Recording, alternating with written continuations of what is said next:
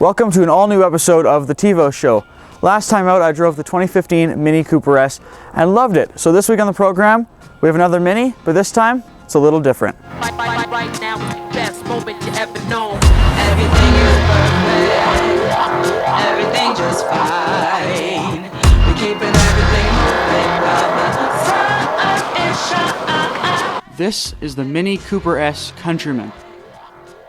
With a base price of $29,000, this is Mini's foray into the sporty crossover market.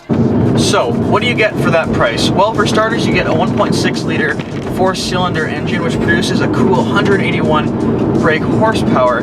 Puts it to all four wheels through Mini's all-4 system and through their nice 6-speed automatic gearbox. So, handling. I'm impressed with it so far. It is a big car, so there's a little bit of body roll, but the four-wheel drive system combined with Mini's philosophy of put a wheel at each corner actually makes it really fun and really composed in the corners, which is something you look for, especially in a Mini, because if you're going to buy this car, you obviously want something that's fun to drive but still practical. We'll get onto the practicality a little bit later. But yeah, another thing I really like about the handling is the steering. It's very sharp, very mechanical, and I love that. And you know what, it's not too slowed down by the weight and size of the car, and that's another impressive feat. So kudos to Mini there. And you know, it's comfortable as well. Of course it's stiff, but all Minis are stiff. But to live with every day, I could definitely see you doing it and be still comfortable. I've been driving it around for a couple of days now, and never once have I felt that it's too uncomfortable or too stiff or too hard, and that's really good, especially with a 4x4, because it's a family car, essentially what this is. It's a Mini family car, so definitely easy to live with. Honestly though, my favorite thing about this car has to be its personality. I talked about this with the last Mini, and it's really the same thing with this one. It's got this amazingly quirky and fun interior, like with the speedo in the middle, and like the little switches for everything, like a switch for the lock, a switch for the traction control, a switch for the lights, and how you can change the interior lights. It's a lot of fun, and what I really appreciate is how Mini go above and beyond to make these cars feel different than the competitors, and to make you feel kind of special while driving them, and it's just great. Like, Minis have a great community with the owners, and I'm a huge fan of the car company, and this car I was a little skeptical with because of its size and how it's different. It's sort of straight away from the Mini norm with it being a 4x4, but it's really sort of put a stop to those worries, and I appreciate that. Of course it's got its quirks, like there's the body roll and stuff, but it's all things you'd expect. And another issue is the road noise, but that's really been an issue with Minis since the beginning, and it's not that noticeable. They fixed it as much as they could have with this car so far, I believe, but I like it, so I can't really complain. It's a good car, fun to drive. But so that brings the question, why would you buy one of these cars? You want a Mini, but you want to be practical, you want something usable? Fair enough. So that brings us to the next question, how usable is it?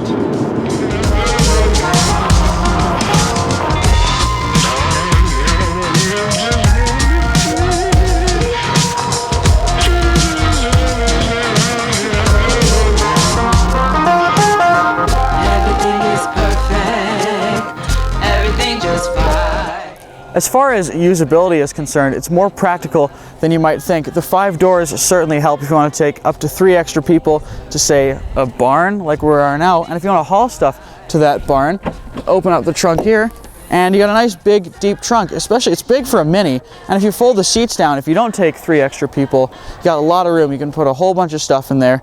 It's actually more practical than I thought when I first drove it and first saw it. But if you're looking for something faster, a little more fun to drive, a little harder, there is an option for you.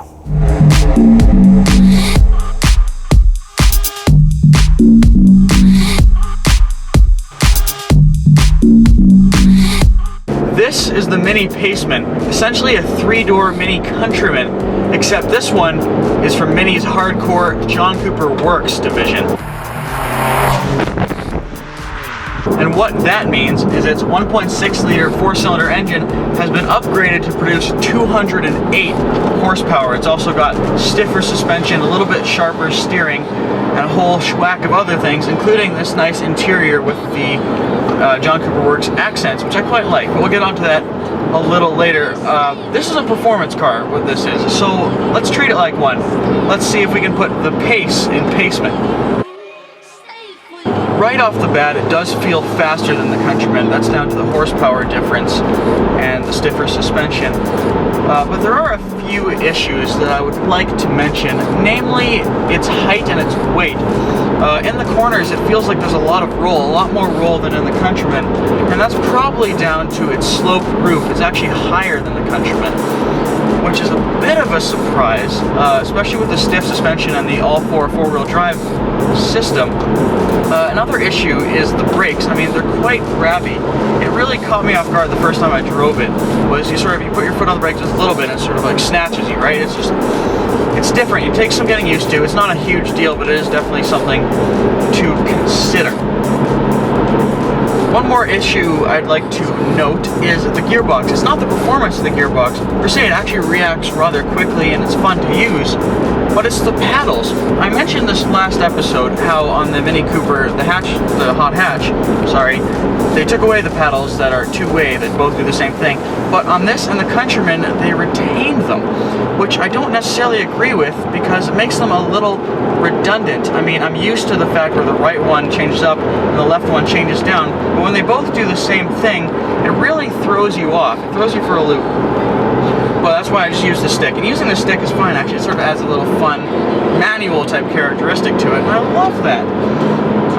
But it's not all bad with this car. You know, it's actually a fun little car. The personality, just like the Countryman and just like the last Mini, is really apparent, and I really like that. With the John Cooper Works accents, the red interior, the red exterior, and just like with the red trim on the steering wheel and stuff, and the switches. But this one's kitted up. It's got the sat-nav system and the entertainment, so it's a bit more luxurious than the Countryman.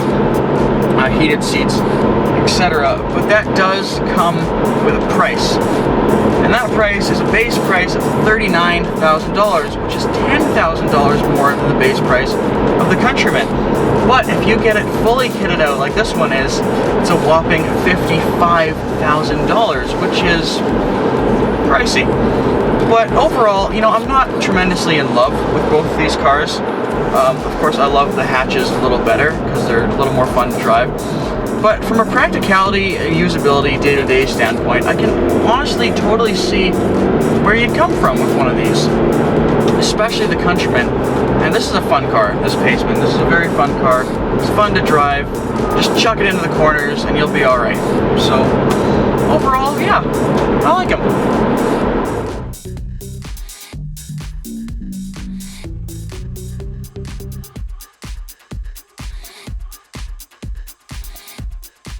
When it comes down to it, I really like both these cars. They're very fun to drive. They've got that Mini personality, which is great.